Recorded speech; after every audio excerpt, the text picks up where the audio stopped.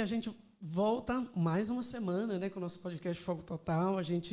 Semana passada, a gente falou aí com o Camilo falou sobre a neurodiversidade na velhice, né? E foi um tema maravilhoso, porque, na verdade, a gente não fala sobre a neurodiversidade e nem fala sobre a neurodiversidade na velhice. A gente fala muito sobre o autismo infantil, sobre o adolescente, sobre o jovem, mas a gente não fala muito sobre a família. Aliás, sobre o envelhecimento. E hoje a gente tem um tema muito legal, que é um tema sobre o diagnóstico.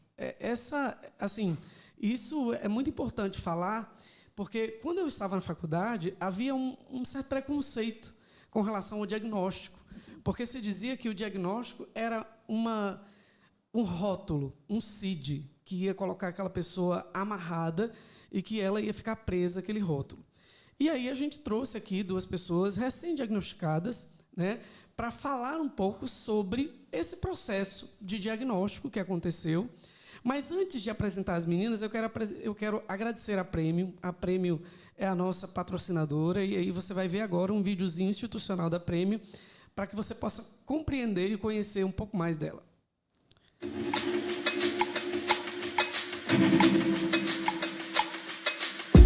A Premium surgiu em 1990, no coração da capital paulista. E desde então realiza projetos personalizados de restaurantes e serviços de facilities para mais de 500 clientes de todos os lugares do Brasil. Na Premium, o projeto dos sonhos é real. Saiba mais.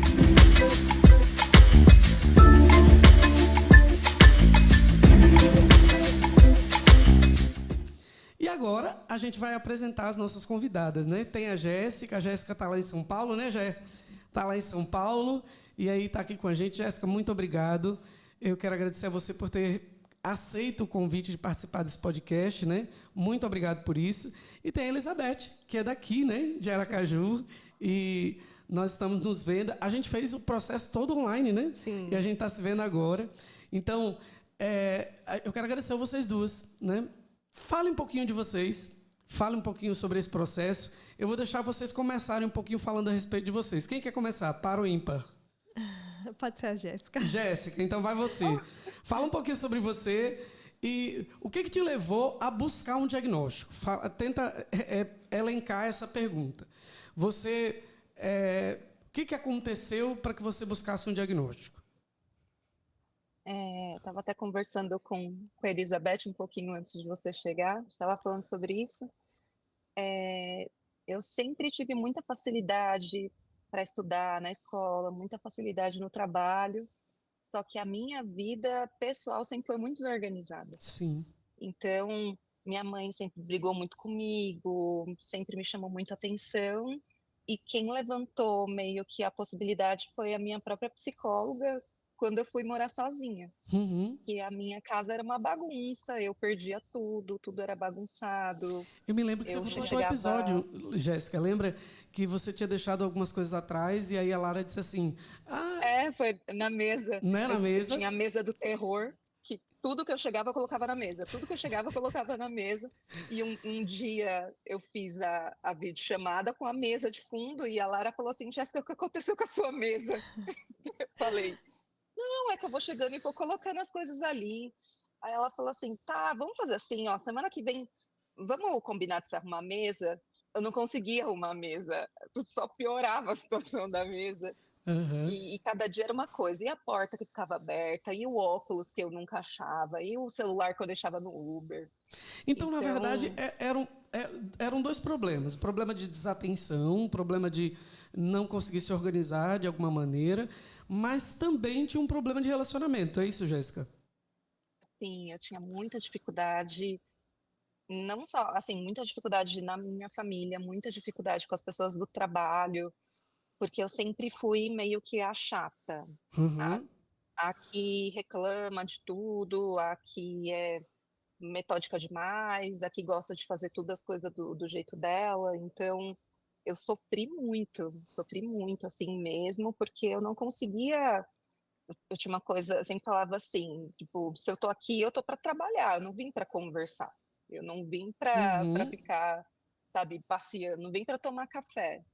Então, Era uma tinha questão muito de... problema com as pessoas. Assim, era meio uma coisa dúbia, né? Porque eu não conseguia organizar, mas, ao mesmo tempo, eu tinha uma certa rigidez. Tinha que ser desse jeito, tinha que ser dessa forma, era dessa maneira que as coisas tinham que ser. Então, assim, faz meio que uma... É meio dúbio isso, né? De alguma maneira. Sim. E, É e que você... a organização era só do meu hiperfoco. O Entendi. restante era tudo a bagunça. O que você tinha hiperfoco, você organizava, mas o restante você não conseguia organizar. Sim. E você, Elizabeth, fala um pouquinho de você. No meu caso, o que me levou a buscar um diagnóstico foi justamente um momento de muito estresse, né, na minha vida, que foi quando eu estava no doutorado, né, tinha começado o doutorado, e as coisas começaram a se desorganizar completamente na minha vida, né, na minha mente, e eu cheguei a dizer assim, aos colegas de laboratório, né, eu estou precisando procurar um médico, um psiquiatra, porque eu não estou bem, eu estou muito ansiosa, eu não estou conseguindo me organizar.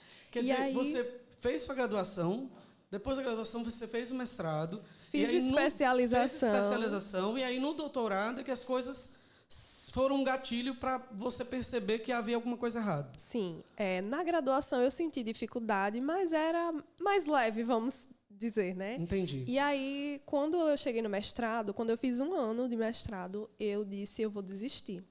Eu disse, eu vou desistir de tudo, porque não é para mim. E eu comecei a achar que as coisas não eram para mim. Sim. E aí o meu esposo, não, você já fez 1 ano, falta só mais 1 ano. E aí... aconteceu de o professor, meu orientador, chegar e dizer, Elizabeth, você já tem dados suficientes, você pode defender o seu mestrado e fazer o processo seletivo do doutorado. Só que eu já não estava tão bem. Entendi. E aí, de cara, defendi o mestrado num dia, fiz a matrícula do doutorado no outro, Caramba. porque havia passado no processo seletivo, e iniciei, né? Iniciei, assim, já não estava muito bem. E aí eu comecei a dizer isso, né? Eu estou ansiosa, eu estou desorganizada, as coisas não estão bem dentro de mim. E os meus colegas disseram, não, é exagero seu, você não precisa procurar um psiquiatra. Eu já estava falando de psiquiatra, de E eles tudo diziam isso. que não precisava. Que não, que era exagero meu.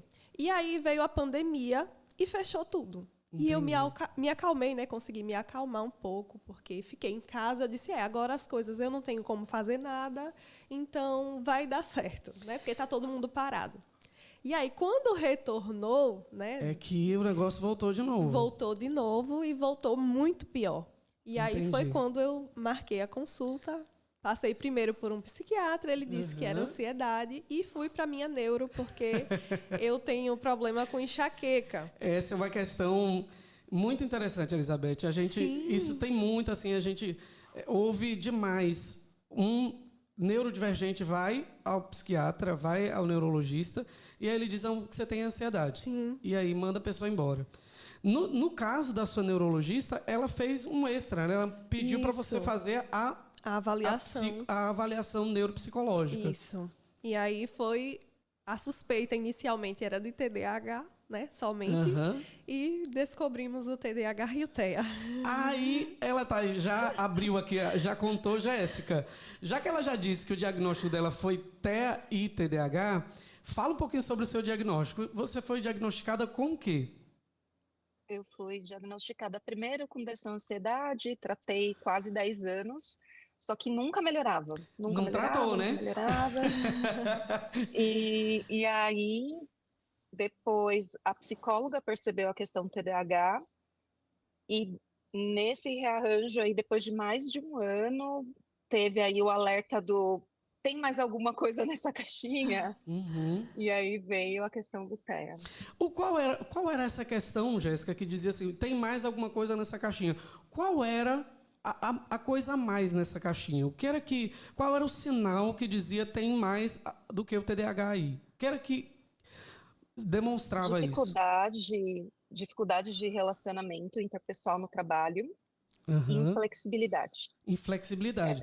Dificuldade de relacionamento e inflexibilidade. No seu caso, Elizabeth, também a suspeita é TDAH, você não tinha ideia de que podia ser TEA. E quais foram os sinais de TEA que depois você percebeu que existia? Na verdade, eu sempre desconfiei. Quando eu conheci o TEA, eu disse, será que eu tenho TEA? Mas as pessoas diziam, não, é exagero da sua parte. O autista não fala, né? O autista não vive como você vive. E as pessoas me diziam que era um absurdo. E eu deixei para lá. Inclusive, na minha primeira consulta com a neuro, né, que ela pediu avaliação, eu falei para ela, eu disse, doutora, eu já desconfiei que eu tivesse o autismo, né? E ela disse, vamos analisar, né? Vamos passar pela avaliação e, se tiver, vai mostrar, porque ele vai avaliar tanto o TDAH, né, quanto o TEA. E vai ser descoberto tudo que precisar descobrir, né? E foi realmente... Em relação ao diagnóstico, Elizabeth, você teve alguma resistência? Assim, TEA, TDAH. Quando você ouviu isso, você teve alguma resistência? No meu caso, não. Para mim, na verdade, foi libertador o diagnóstico. O seu diagnóstico foi libertador. Eu vivi a minha vida inteira achando que eu era diferente demais das outras pessoas e que as pessoas não conseguiam perceber as minhas necessidades. Eu sou uma pessoa que os meus pais, eles não estudaram, né, não fizeram faculdade. Meu pai só teve o ensino básico e a minha mãe nem à escola foi, porque era de um tempo muito antigo que o pai não permitia que fosse para a escola para não aprender certas coisas, né? E ela só aprendeu o básico, ler assim, né, ler, escrever, contas bem básicas. bem básico. E eu tive muita dificuldade para estudar, porque na escola eu não conseguia me concentrar tanto. Eu olhava, eu fixava os olhos no professor, sentava na frente, porque se eu sentasse atrás, já era. Acabou. Eu não conseguia entender nada. E eu consegui desenvolver, né, o hábito de estudar sozinha. Então, eu ia para a escola, mas, na verdade, eu aprendia muito mais sozinha. E eu sofri demais. Eu chorava, eu tinha crises que, no passado, ninguém entendia o porquê. E aí você vê a falta que o diagnóstico faz, Sim. né? Se ele tivesse chegado naquela idade, né? Jéssica, e em relação a você teve alguma resistência quando você soube do diagnóstico, quando você entendeu o diagnóstico, você teve alguma resistência? Como foi para você o diagnóstico? Para mim, foi bastante difícil a aceitação do diagnóstico do TDAH, porque eu tinha uma visão só do TDAH, só daquelas crianças hiperativas, que eram extremamente bagunceiras, ou aquelas pessoas extremamente desatentas, mas eu não conseguia perceber a minha desatenção na minha vida pessoal, porque a única coisa para mim que era importante e relevante era a minha vida profissional, minha vida acadêmica. E eu nunca tive dificuldade. Então, assim, eu sempre fui uma das melhores alunas, então fiz o prezinho, vamos adiantar a série dela, porque ela é muito acima da média. E a minha mãe, não adianta ela, porque ela é pequena, né? E vai ficar com um pessoal grande. Isso Aí chega na aconteceu comigo escola. também. Jéssica, você Eu está falando sempre de uma tive um coisa desempenho muito importante. grande. Você está falando de uma coisa importante que é sobre você mesma que pensava que o TDAH era de uma determinada forma. A gente, e a Elizabeth também trouxe isso, a pessoa com TEA não fala, né? Então, assim, existem alguns mitos, né, que as pessoas criam em torno do TEA, em torno do TDAH, que muitas vezes dificultam a pessoa se entender naquele processo, né? Isso. A pessoa fica meio sem conseguir perceber isso, né? Mas depois do diagnóstico, Jéssica, quais foram os passos? Você fez o diagnóstico, e aí quais foram os passos? Como é que está a sua vida hoje? Como é que você está assim, caminhando nisso? Depois do diagnóstico TDAH, foi assim, meio que uma luta para eu conseguir me organizar, a aceitar que eu tinha uma questão de desorganização importante que eu não achava relevante porque não estava ligada à minha vida profissional. Sim. E em relação ao diagnóstico do TEA, para mim foi uma coisa extremamente, foi um alívio, porque eu sempre fui assim julgada, porque você não gosta de gente, você gosta de bicho, porque você é muito chata, porque você é brava, porque eu sempre fui muito assim, por exemplo, eu não queria ter filho, mas é porque você não gosta de criança, porque você não tem paciência. Então, eu sempre me senti uma pessoa ruim. Eu me achava uma pessoa má. E eu não conseguia entender minha sensibilidade. Isso. E uma das coisas que lá eu fiz a avaliação das duas, né? E uma das coisas que eu entendi, Jéssica, lá na sua avaliação, é que era isso. Era essa depressão aí que você carregou durante anos, né?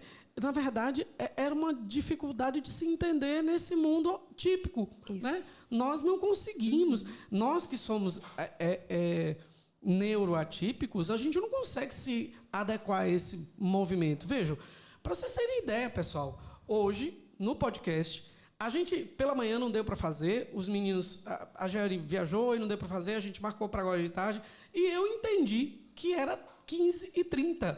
Veja, ficou certo 15 horas, eu entendi que era 15h30, eu cheguei aqui 15h30, meia hora atrasado. Então, vejam, essa é uma questão, por exemplo, que ninguém... Quer dizer, o apresentador do podcast chegou meia hora atrasado. Quer dizer, são questões que no mundo típico não se aceita, por exemplo, um profissional que tem esse tipo de comportamento. Não é relaxado, né? Jéssica me falou uma coisa a respeito da sua alimentação, né, Jéssica? Que você disse que ia na nutricionista agora e ia fazer toda a diferença. Por que ia fazer diferença, Jéssica? Porque eu sempre fui muito julgada, porque eu tenho uma seletividade muito peculiar, assim. Então, eu não como fruta, não como verdura, não como legumes. E minha mãe me forçava muito a comer, e assim, eu achava que era uma questão de trauma. Não como porque minha mãe me forçava. Entendi. E eu fiz técnico de nutrição, e eu não quis ser nutricionista, porque eu falava assim, eu não posso ensinar uma coisa que eu não vou fazer. Sim. E aí, eu sempre soube que a minha alimentação era muito problemática, eu sempre ia em nutricionistas, só que a resposta que eu tinha era, olha, você é adulta agora, então se você tem um trauma de criança, parabéns, você vai superar isso e agora você vai comer bem. Como você é adulta, você é obrigada a comer, né? Não conseguia, chorava.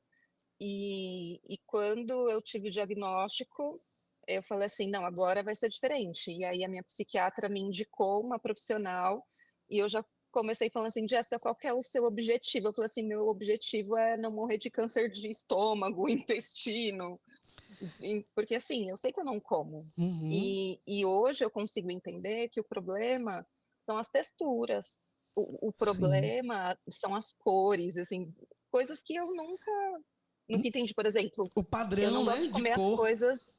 eu não gosto de comer as coisas juntas num prato, eu gosto de comer tudo separado. E aí ela falou assim, olha, Jé, a partir de agora, então, a gente vai entender o que você consegue, o que você não consegue, e a gente não vai se preocupar com nenhum julgamento. Agora, o importante é a sua saúde. E foi a primeira vez, até chorei, foi a primeira vez na vida que um profissional nutricionista falou assim, a gente vai adequar para a sua vida. Eu não vou seguir o padrão, eu não vou te obrigar a comer nada, e o que você não consegue comer, a gente vai suplementar, mas o importante é que você fique bem.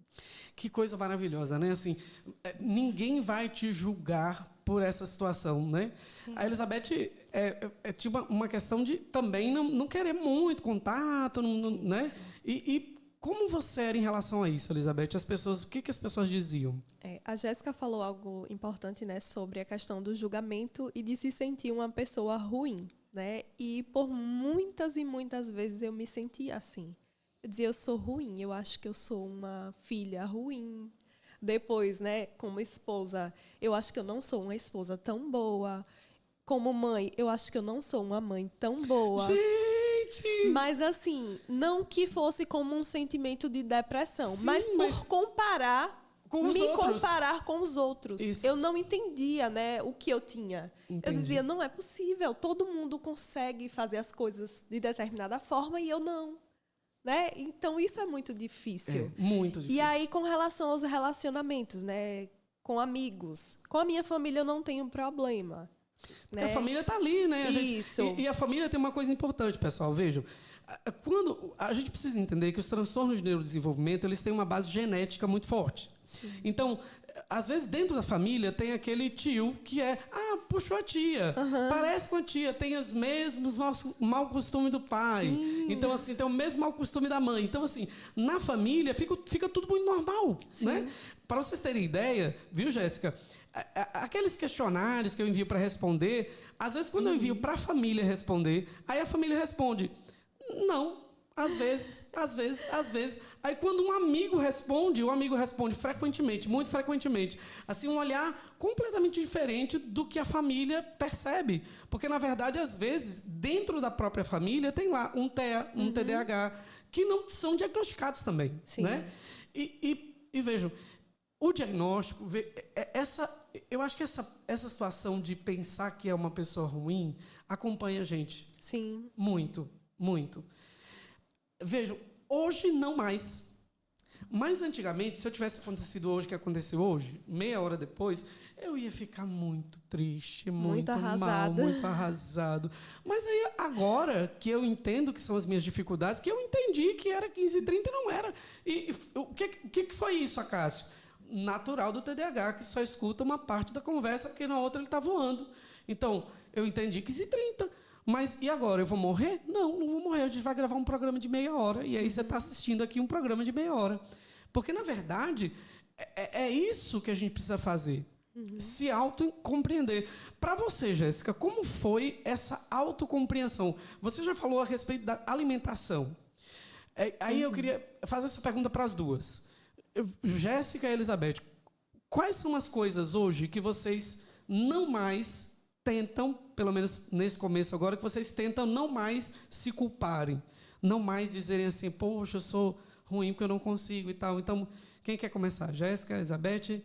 Jéssica começou da outra vez, a Elizabeth começa agora. Tá. A questão da organização, o tempo, como foi colocado. Gerenciar o tempo. Gerenciamento do tempo, organização, a questão da interação social mesmo, né? Porque eu tenho amigos, poucos amigos, muito poucos, e eu digo que são amigos de verdade, porque com eles eu sou quem eu sou. E eu posso ser quem eu sou. Que me compreendem, que eu não sou a amiga que manda mensagem, que lembra de estar, né? Oi, como é que você tá? Eu geralmente falo com as pessoas quando elas falam comigo. Por quê? Se eu não as vejo todo dia, é não como se elas não existissem, porque eu lembro delas. Sim. Mas eu não tenho aquele negócio, aquela preocupação natural de estar, né? A gente costuma dizer, Elizabeth, que a pessoa com TEA, ela geralmente ela trata as pessoas como se fossem objetos. Sim. Mas veja, não é no sentido pejorativo. Sim. Digamos, se eu tô aqui no podcast, eu tô aqui no estúdio, então eu tô com esse fone de ouvido aqui. Mas se eu for para a cozinha da minha casa, eu não vou levar esse fone de ouvido. Sim. Então, esse fone de ouvido vai ficar aqui. Isso. E eu só vou me relacionar com ele quando eu estiver aqui. Isso. Né? Então, assim, a pessoa com TEA, geralmente, ela vai ter amigos naquele lugar que ela vai se relacionar. E, assim, poucos amigos conseguem furar essas bolhas. Isso. Né? Isso. E você, Jéssica, quais foram as questões que hoje você olha e diz, eu não preciso mais me culpar por conta disso? Eu me sentia muito mal por conta da questão dessa sobrecarga sensorial de interações com a família. Então, assim, igual você falou, né? A questão na família, todo mundo ninguém consegue perceber porque às vezes está todo mundo ali na mesma questão. Então, a minha família sempre foi todo mundo ou muito grosso ou muito direto, e eu não via isso como um problema. E aí, quando eu comecei a interagir com a família do Léo, começou a ter uma percepção diferente, um olhar diferente nossa. O Léo é o seu noivo, né? Isso. O Léo manda um cheiro, Léo, para você. Léo é um doce, uma figura, viu? Léo é uma figura.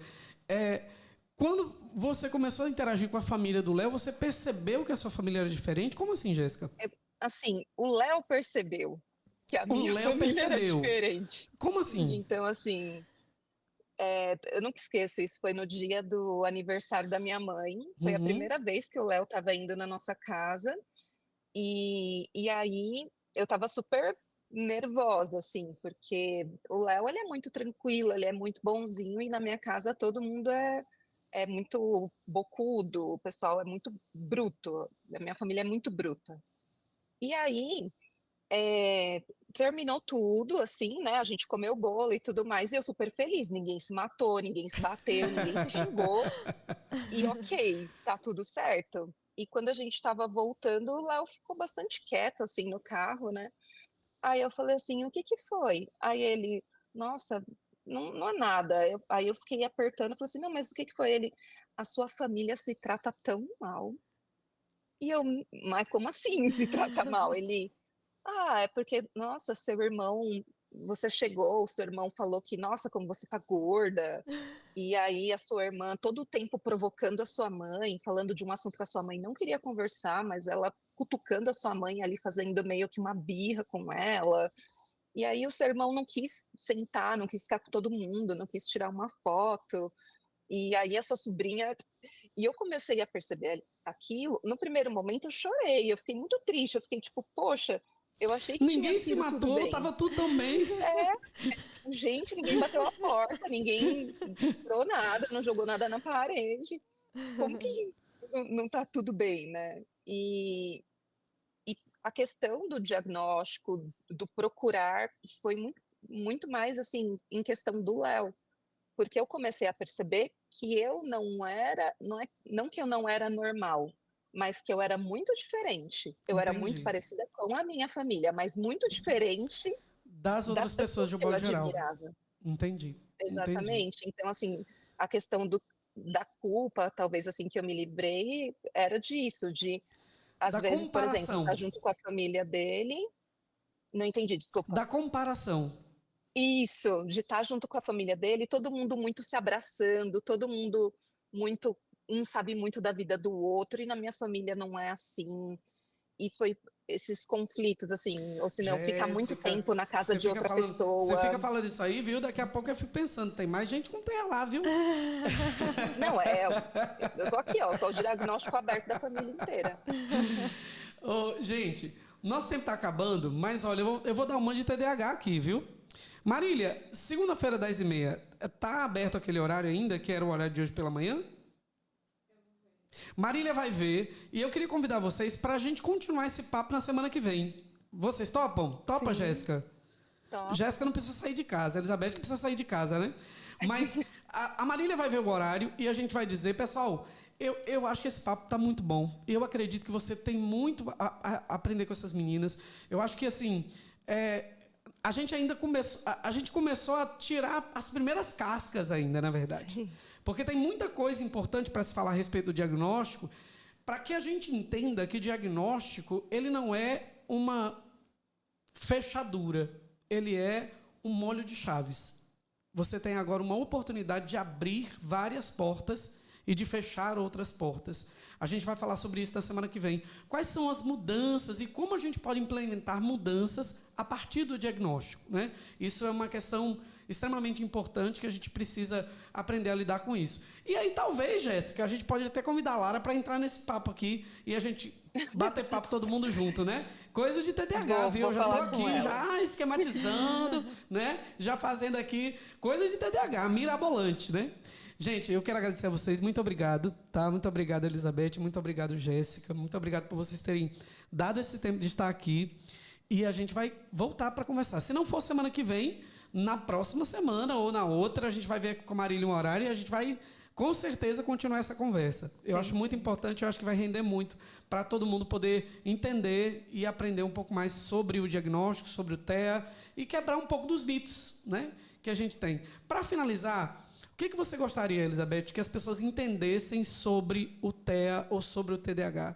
Que as pessoas não entendem, o que você gostaria que as pessoas entendessem? Na verdade, eu queria que as pessoas passassem a conhecer, né? Porque quando nós conhecemos, nós evitamos julgamentos desnecessários. A verdade é essa. Entendi. Né? Então, para que nós possamos sentir a dor do outro, nós precisamos conhecer essa dor. Né? Então, realmente conhecimento, buscar conhecimento. Nós buscamos conhecimento sobre tantas coisas, né? Sobre tantos assuntos, para tentar se enquadrar, né, para tentar viver melhor. Então, por que não conhecer Um assunto sobre... que vai ajudar outra pessoa, Isso, né? porque as pessoas também têm aquele mito de que só existe criança autista.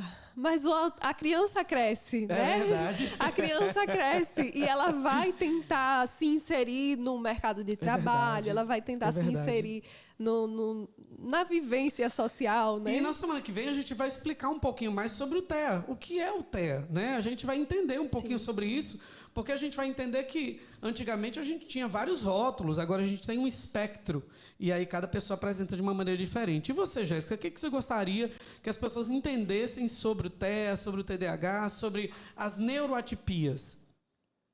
Eu acho que vai muito do que a Elizabeth falou e também da questão de não subestimar o TEA, não subestimar o TDAH. Porque, assim, eu nunca fui diagnosticada, nunca nada, porque eu sempre fui inteligente. Eu sempre tive muitas habilidades cognitivas. Só que, assim, ao mesmo tempo, a minha vida pessoal sempre foi uma tragédia. Então, às vezes, as pessoas só olham para um lado e esquecem totalmente dos outros. Então, não é porque eu sou TEA, não é porque eu sou TDAH que eu não tenho capacidade de ser uma boa farmacêutica. Sim. Não significa que eu não tenho capacidades. Pelo contrário, viu, Jéssica? Pelo contrário. Uma pessoa com TEA, ela tem uma organização que pouquíssimas pessoas vão ter. E uma pessoa com TDAH tem um hiperfoco tão alto que, se ele estiver fazendo o que ele gosta, não tem ninguém melhor naquela área. Ninguém melhor naquela área. Os meus colegas de graduação, né, de mestrado, doutorado, sempre disseram: você é muito perfeccionista. Você não faz uma coisa se você não fizer bem feito. E eu sempre dizia isso, desde quando eu era criança. Eu só faço uma coisa se eu tiver com vontade de fazer perfeito, porque senão eu nem começo. Senão eu não faço. E aí a inflexibilidade cognitiva de vocês, né, minha gente? Isso. Porque perfeito não existe. Perfeito não existe, né? É verdade. Gente, muito obrigado por vocês terem vindo. E você aí que está acompanhando o nosso podcast, na próxima semana, ou as meninas, a gente vai ver aqui se as meninas vão vir na próxima semana ou na outra. Mas, assim, acompanha a gente, continua junto conosco, porque a gente tem tentado trazer aqui para você uma informação de qualidade, uma informação que você possa utilizar no seu dia a dia e uma informação prática. Na verdade, a gente não quer aqui fazer uma aula sobre o TEA, a gente quer dizer na prática o que o TEA faz, o que acontece e exemplificar através da vida das pessoas. Exemplificar o que o TDAH faz através da vida das pessoas. Então, muito obrigado a você que acompanhou a gente, obrigado, Premium, e a gente se vê na próxima semana. Muito obrigado.